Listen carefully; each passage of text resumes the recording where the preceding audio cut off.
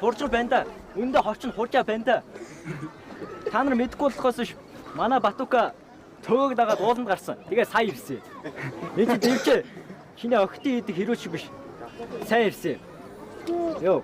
Энд ирэхээс өмнө Батука зам дээр ороо түлэг тавиулсан. Энэ дундаа хоруу өксөр байлдаг. Технологийн суман таарна гэсэн. 12 саяас атгаад бол яах вэ? Мань хүн мөнгө өргөлдөд микро шугамд гарна.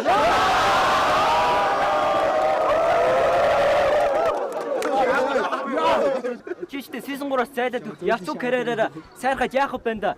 Сумья Батука гэдэг талигачтай ардаас юунд нь гайхаад байдаг вэ? Плей тайм дээр бэлэг нь өлөөсрөх ямар биста майхан баадаг вэ?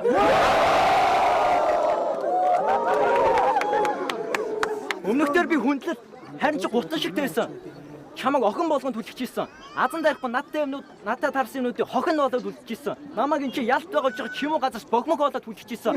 Амьдрал хэцүү санагдвал Батука гэсэн наач сумын наадмаар хонь болоод мүлхчихсэн. Хүн ганцаараа жаргана, бас ганцаараа тиснэ. Энэ чиний модоо өгмөтөө өдрий чи эхлэл аар сархын хэсэг. Өмнө сумья цовимдуулсан. Одоо чи айл ард сар мэдцэг. Энийг усан дороод гараад ирэхдээ ээж нь зангидаг. Энийг угаагаач аарч чанц юм шиг. Хүн цагаадлахаар амар болдог. Сумья ичгнүүрээ илгэндээ биш бүксэндээ зугаад ирсэн. Харин чи наа шүүрэн толгойд үсэндээ нуугаад явах юм. Үнөө үнтэй пашин дээр чинь би баталгаа гаргаж өгч чинь. Тэгэхэд чи юм надад үсэндээ муухаарсан. Би шамшиг хүмүүстэй яаж зөөлөө харьцсан. Юм бол зүгсэн болоод дуустдаг. Иймэрхүү юмнуудыг үсэн цаагаад үлддэг.